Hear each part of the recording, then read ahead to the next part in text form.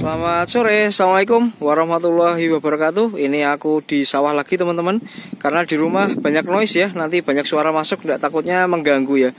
Oke, ini aku membawa SSR, aku bawa ke sini. Ini berkaitan ada di beberapa pertanyaan kemarin dari teman-teman bahwa ada beberapa banyak masalah. Sebenarnya bukan masalah ya, namun kelemahan. Karena dari kelemahan ini saya akan mencoba menjawab satu persatu.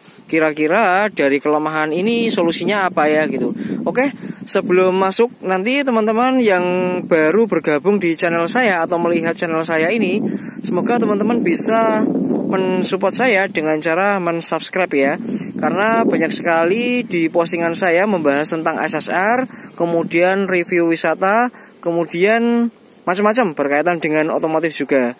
Oke gitu, langsung aja. Oke, untuk yang poin pertama, kekurangan dari SSR ini adalah dia tidak memiliki yang namanya kickstarter. Berbeda dengan motor sebelumnya yaitu Jupiter MX135, Bison, kemudian Vixen, dia ada fitur yang namanya kickstarter. Kickstarter ini sebagai solusi jika aki mengalami penurunan atau disebut sebagai tekor ya. Sehingga teman-teman harus benar-benar menjaga kondisi aki ini untuk selalu prima. Solusinya apa? Teman-teman harus mengeluarkan biaya tambahan untuk memberi yang namanya voltmeter ya. Teman-teman membeli aja voltmeter, silahkan ke dealer. Ini saya memakai aksesoris resminya dari Daytona, namanya produknya Aquaprova. Di sini bisa melihat kondisi aki 12,8 itu adalah kondisi aki ketika motor ini off ya. Ketika nanti dinaikkan, maka jika kondisi akinya sehat, maka ini akan menjadi angkanya 14 ya, 14, sekian. Jadi pastikan kondisi akinya baik dengan membeli voltmeter, maka teman-teman bisa mendapatkan informasi aki secara akurat. Untuk kekurangan yang selanjutnya, SSR ini belum ada yang namanya fitur ABS, anti-lock braking system ya. Ini merupakan sebuah fitur yang berhubungan dengan pengeriman ya. Kalau sudah ABS tentunya memang motor ini bisa dipakai atau direm dalam kondisi apapun ya, mau jalannya basah atau dalam keadaan manuver atau apa. Nanti saya tampilkan bagaimana sistem ABS itu bekerja. Memang disayangkan karena memang harga motor ini di atas harga motor standar ya. Ada yang mengatakan overprice gitu ya. Memang harapannya memang dengan harga-harga di atas 35 juta motor harusnya sudah ada fitur yang namanya ABS. Solusinya, meskipun motor ini belum ada fitur ABS, solusinya teman-teman bisa melakukan upgrade dengan mengganti kaliper, bisa menggunakan kaliper Brembo, dan juga masih banyak sekali ya aksesoris aftermarket di mana teman-teman bisa memilih sesuai dengan kondisi dan budget yang diperlukan. Kemudian untuk kekurangan yang selanjutnya, motor ini dinilai memiliki tinggi yang cukup tinggi ya, terutama untuk saya ya yang memiliki tinggi 160 cm ya. Jadi memang sungguh kerepotan karena tinggi motor ini 80 cm ya, 81. Dan ini ada dua solusi ketika teman-teman merasa kerepotan. Solusi yang pertama adalah menurunkan bracket yang ada di bawah. Ini teman-teman bisa melihat warnanya putih itu, teman-teman bisa membeli produk aftermarket sesuai dengan kebutuhan. Mau diturunkan berapa? 1, 2, atau 3 cm, silahkan bisa membeli produk itu ya. Cuman ada kekurangannya juga, ketika motor ini dia terlalu turun, maka nanti akan berpengaruh ketika teman-teman membawa beban yang begitu berat. Misalkan untuk berboncengan, itu nanti sangat beresiko sekali. Karena apa? Karena SSR ini radiatornya ada di bawah teman-teman. Nah, radiatornya ada di bawah ini. Jadi radiatornya di bawah, jangan nyampe ya permukaan bawah ini terkena hantaman batu atau apa itu ya. Solusi yang kedua, teman-teman bisa memakai sepatu dengan sepatu yang lebih tinggi, bisa memakai sepatu gunung atau apa. Kemudian solusi ketiga, jika itu tidak bisa, teman-teman bisa ngakalin joknya. Joknya bisa dipapras dengan ketinggian sesuai dengan kebutuhan. Jadi ada 3 ya solusi dari ketinggian SSR yang 81 cm ini. Bisa bermain dengan memodifikasi behel atau memakai sepatu yang lebih tinggi, pakai sepatu gunung, atau teman-teman sedikit mengurangi di ketebalan jok ini ya. Untuk kekurangan yang selanjutnya adalah mengenai kualitas jok. Jadi jok ini dirasa keras banget. Banyak yang mengeluh ya, dari user, terutama saya dulu pas pada waktu memakai ini juga keras ya, seperti apa ya, retro tapi rasanya seperti naik trail itu ya, tipis banget. Karena Yamaha mesti ya, kalau saya ya ini ngejar tampilan ya, karena kalau terlalu gemuk naik ke atas juga jelek ya. Nah ini solusinya adalah saya mengganti busa ini dengan busa latex teman-teman. Jadi busa latex itu busa yang sangat bagus dan sangat empuk. Nanti linknya tak sampaikan. Kalau saya kemarin beli yang 2,5 saya tumpuk, kemudian yang aslinya saya buang, kemudian saya bentuk lagi ke tukang jok, kemudian sarungnya memakai sarung aslinya. Jadi dari sisi dimensi tetap sama, saya hanya mengganti dalamannya dengan menggunakan busa latex gitu ya. Solusi yang kedua, teman-teman bisa memakai bantal adventure. Nanti tak sampaikan linknya.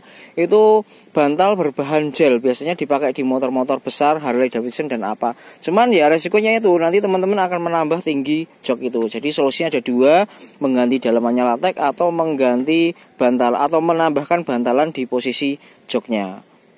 Oke, untuk kekurangan yang selanjutnya adalah mengenai posisi riding. Banyak sekali yang mengeluh posisi ridingnya membungkuk karena setangnya yang terlalu turun. Ini sudah saya jawab di postingan saya sebelumnya bahwa cukup mengganti, atau teman-teman bisa juga mengikuti saya hanya mengganti stang ini menggunakan stang bison.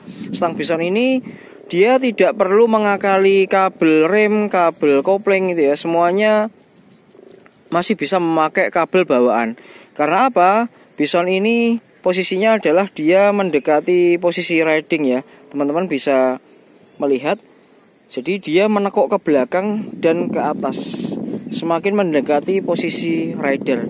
Nah ini yang menambah kenyamanan bahwa motor ini ketika sudah diganti dengan stang bison, ya sudah cukup banyak membantu teman-teman.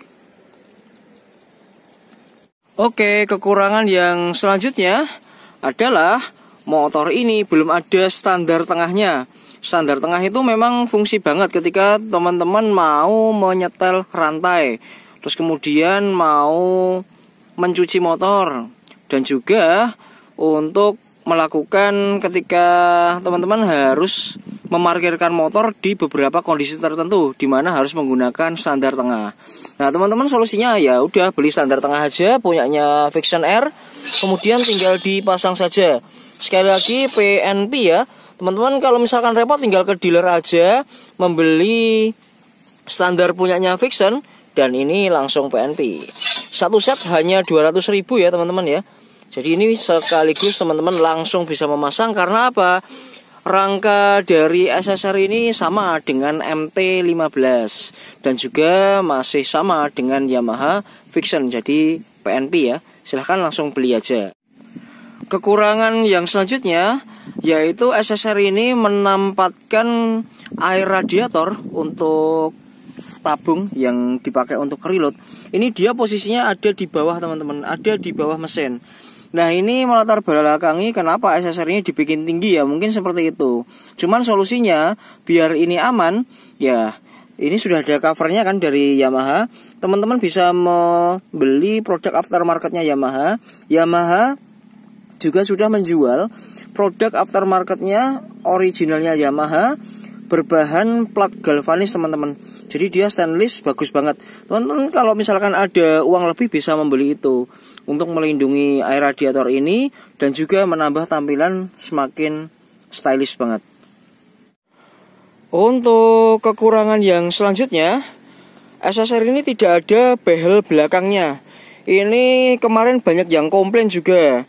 Komplainnya apa? Ketika mau geser motor nggak bisa, mau memundurkan motor nggak bisa, mau menolong teman misalkan ada di belakang macet kemudian kita tarik dengan menggunakan tali juga tidak bisa. Solusinya gimana? Solusinya ya harus membuat bracket sendiri. Nah ini saya membuat bracket seperti ini teman-teman. Nah ini sebagai solusi ya, biar kita bisa narik ke samping kiri dan kanan, kemudian menarik ke belakang. Kemudian ketika saya mau menyetandarkan motor ini dengan menggunakan standar 2, tinggal narik saja ke atas. Jadi solusinya adalah ya teman-teman bikin bracket atau beli langsung di aftermarketnya sudah banyak.